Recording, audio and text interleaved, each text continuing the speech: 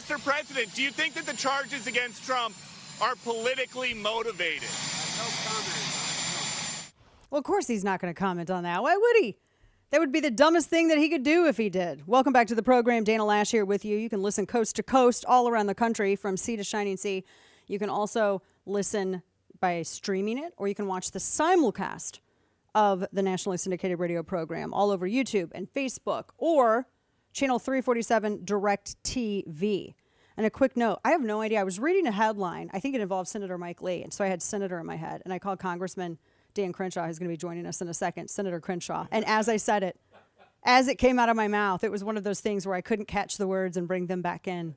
When you're on 3 hours a day, every day, things happen, guys. It happens. This is the nature of the game. So he's joining us from Skype, from the Republic, the beautiful Republic of Texas. Congressman Dan Crenshaw, Texas's 2nd Congressional District.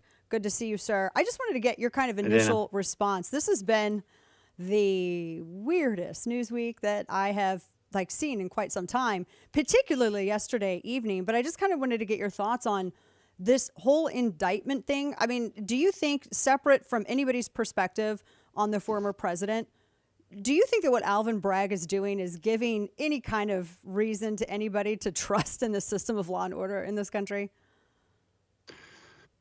No, it's bad on a lot of fronts. Where do we even begin on this? His attempt to effectively prosecute a federal law is certainly questionable. Now they're providing some strange legal argument and to be able to do that. We don't know exactly what the charges are yet. Right. His connection to George Soros is obvious. Is backed by him to get elected. He campaigned on this idea. So you've got another problem here, which I think is antithetical to American sense of justice, which is that they were looking for a crime. They chose a person and then they started looking for a crime. That's not how our justice system works. You had people like Nancy Pelosi tweet out today, just responded to her today. She said, Mr. Trump will have the ability to go to court and prove his innocence. And I'm like, that's not how this works. You have to prove someone's guilt. You were innocent until proven guilty. That's a really key part of our basic sense of justice, and they violate all of this. So you want to talk about threats to democracy? This is a threat to our democracy, our sense of democracy, our sense of justice. When we say democracy, I think we should mean our sense of justice, our sense of our republic, the trust that we have in our institutions. So talk about true threats. Like this kind of thing is exactly that. And I think that's why it's troubling to everyone, no matter what their opinion is of Trump or his relationship with Stormy Daniels and all of that. Like there's nothing good about any of that. But this is wrong. And what they continue to do to the former president, whether it's the Mar-a-Lago raid or this, it's just wrong. It's overreach, and they know it. And it makes people wonder, well, gosh, this is someone who's it gets press attention so easily. If they can't, if they can do this to someone of that, recognition in the United States, what chance does, the little guy have of surviving? And I just go back to the Tea Party days when the IRS was going after all these little bitty Tea Party groups. Some of them, and I don't say this as a pejorative, run by little old blue hairs, and they were being prevented by the IRS from actually organizing the way that they needed to be effective. What chance do regular people have? I know it's a heavy question. It's Friday. Honestly, it seems like they have a better chance than someone like Trump. They're truly after him. Well, let me ask you this: do you think this is going to turn? And this is my actual real. This is also a concern that I have, because I understand that for many people on the right, the closest they can get to accountability is a reckoning. And my concern is that this is going to go into a tit for tat thing, where we are going to go back and forth with lawfare and dragging people to this and that, even and maybe not, maybe you don't even have to go to the level that Alvin Bragg is going here to try to, statecraft federal law and rewrite federal election law. But is that a concern that you have? Because I see a lot of good people out there who just, they feel like there's no other way to have accountability. And I really don't blame them. I share their frustration completely. But how do we avoid, because then I think that we just enable Democrats to allow the, reformation of this as some sort of banana republic. Yeah, so you're exactly right. It encourages people to violate their own deeply held principles, our Republican principles. Remember, we're conservatives, which means we're trying to conserve the American foundation and these principles that underlie it. So you can't lose sight of that. I have a deep fear that many conservatives or right wingers, let's call them, do lose sight of that. That I'm very scared of that. To avoid that, I like to show people that this doesn't work for the left as well as you think. Okay. It's worth noting, and I also think that the following take, the political take that I'm about to give you, is I think something that our audience needs to hear. I think there's a different motive here than most people think. The motive here is not to actually put Trump in jail. There's no way that these charges end up with Trump in jail. I do think this case gets thrown out. It's complete BS. Everybody knows it. That's not their point. These people are smarter than you give them credit for. Notice what Trump's polling has done in the last couple of days on the presidential primary side. It's gone way up. Just like in Mar-a-Lago, because when they unfairly charge him, attack him, do these kind of things to Trump, everybody rallies against him. It doesn't matter what you think of Trump. If you're on the right, people have different opinions of him. Everybody agrees this is wrong. And what does that do? It boosts him. That's exactly what Soros wants. They think he's their best candidate. They like to meddle in Republican primaries. We don't meddle in their primaries. I would love to raise money and meddle in their primaries. It's hard to do that. Our donors don't want to do it. They do it all the time. This is their MO, right? They want to choose the candidate they want to run against. And so I just want, and you can take whatever conclusions you want from that. This has no bearing on how you feel about Trump one way or the other. I just want people to understand that Democrats are meddling in our own primaries. They're meddling with how we think about each other on the right. I think that's a primary motive of theirs. They know this is not going anywhere. They know Trump is never going to jail. I think that's why so many of them still support TikTok and still want TikTok in the United States, even though it's literally a CCP founded and funded and operated entity that's masquerading as a private business, but not.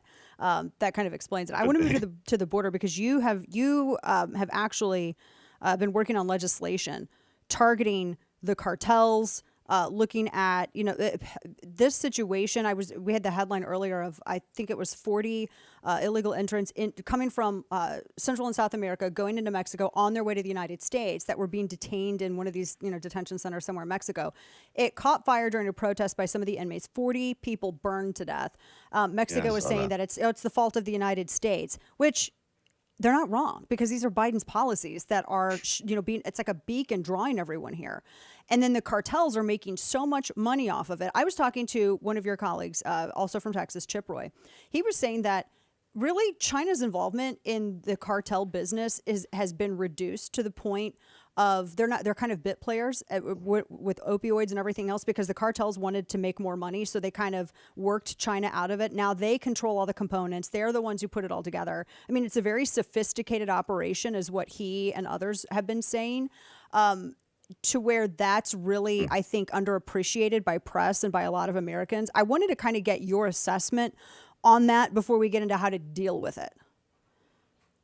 On the China involvement, well, there was not sure. In the early days of fentanyl trafficking, etc. Cartels were being accused of getting a lot of the inputs from China, and now it's really they're controlling all of it. Not really so much with China; it's just the cartels have made so much cash with the flow of human smuggling and opioids that they're really a lot more sophisticated than really even the press is giving them credit for. Two things can be true at once. They are highly sophisticated. They've made a lot of money, but still 90% of the precursors and the input chemicals still come from China. China, yeah, that has not changed. I have up-to-date information on this. And, interesting. That has not changed. So the Chinese are still largely to blame, and we should be moving upstream to target that. Now it's very difficult to target that supply chain. This is so when you look at like the easiest targets to deal with this problem. And this is something Chip and I would certainly agree on. You've got to go to the people physically making it and physically pressing the pills.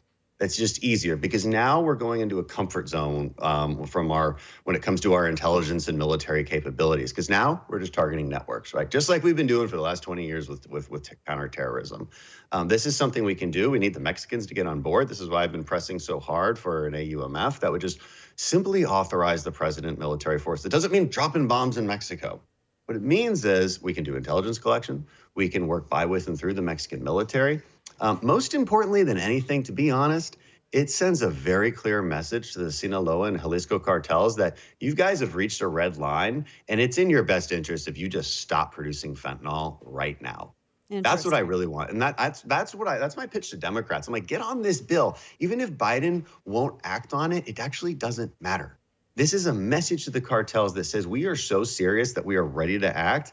It is in your best interest if you stop what you're doing right now. You have finally pissed us off enough. It is kind of interesting that the story of the 4 kidnapped Americans that ended up, the cartels ended up rounding up the guys of the subgroup that did it and put their shirts over their head and gagged them and tied their hands behind their back and left them in the middle of the streets for authorities. Is that because of the increase? Because I've never, and then they sent a letter saying that this is not our code of conduct. I've never seen anything like that. I thought I was watching a weird sitcom. Yeah, thank you for bringing that up. That's a very telling moment. And it tells you that the cartels are very, very afraid of America. They're very scared of America. They knew they made that mistake. I think they mistake those Americans for Haitian drug runners. They're terrified of us. So let's leverage that. Let's leverage the terror that they have of us. They do not want to wake up the sleeping giant that is the American military and our capabilities. And so all we have to do is talk a little tough. Make it clear that we're willing to use authorities and talk tough back to AMLO too. So I mean, the Mexican president is a terrible partner on this. He's obviously he's threatened to campaign against me personally just for going after the cartels. I've never even said a word about him. And the guy did 3 press conferences on me defending the cartels and going after me, saying there's no fentanyl in Mexico. We don't even take fentanyl. That's a lie, by the way. They have a serious problem with fentanyl deaths in Mexico. Their own people are getting killed by it. Their own people are getting killed by the cartels. Obviously, it's produced in Mexico. So we need this guy to just wake up and understand that his own people want security for their country. We want security for their country. We need Mexico to be a prosperous, healthy, secure place. That would be better for America, better for them. Right. Yeah, I wanted to play some audio for you really quickly. I had on earlier this week Vivek Ramaswamy, who was talking about some of the stuff at the border. And what he said kind of made my eyebrows go up a little bit. Because to your point of taking action against the cartels, how far does that go? And he had said, I don't know if we had it, he was talking about using targeted drone strikes. I'll play this real quick. It's just a couple of seconds. I, as Commander-in-Chief of the United States, intend to use our military to protect our own border. That is controversial. Would you treat the cartels as terrorists? Absolutely. But treating them as terrorists is not just what other people mean, which is freezing their financial assets. That's what they're talking about. That's table stakes. If I want to treat them as terrorists, I'm going to treat them like bin Laden, al-Zawahiri, treat them like Soleimani. I'm talking about targeted drone strikes, airstrikes, actually kill the head of the snake when it comes to the fentanyl crisis in the U.S. That is a legitimate use of force. And if we can do it to ISIS... let me ask you, like, how far does that go? Because some people go, wait a minute, we're bringing jets and all kinds of stuff. I mean, what is that? Because I just think, honestly... I mean, I don't know. Maybe I've watched like too much Jack Ryan. I don't know. I'm like, you could send like 5 dudes down there and like take care of this. That's just me. What's your thought? Yeah, I like Vivek. I've had him on my podcast to talk about subjects that he's well versed in, which is like ESG and finance and investing. This stuff's I think he's running for president now. I think he's trying to sensationalize a few things. I'm a little bit more nuanced and careful in how I talk about this because I'm very serious about this. So, look, he's not wrong that's a threat that I would like them to believe could happen. Right? That's one of the points of passing a law like an authorized use of military force. Yeah, and it's deterrence, right? It's like they now think that because we've legalized that authority. They now think that could happen. Now, is that what you should do on your first day of as president? Is literally a drone strike on a sovereign ally? Maybe not. One of our biggest trading partners. That might be a really bad idea. What you need to do, again, how I would describe our use of an AUMF would be non-kinetic force. Again, the military can't even do intelligence collection with our current authorities. And we can't do operations alongside the Mexican military. We don't have that authority. So you need to have a willing partner, right? And AMLO's not right now, but he could be if we move along right and we get bipartisan support here and we say, look, this is better for everybody. Let's do it the right way, and let's scare these guys into just stopping what they're doing. So look, he is right. He is right in spirit. In execution, but it might not be the best thing on the first day. We got to get going, but I also we're running out of time. But I just wanted to really quickly say you were also behind the legislation making Narcan over the counter, because the overdose are so, even accident, like people don't even know they're doing it at this point. I mean, I've heard horror stories. So you just really quickly you made that possible being over the counter.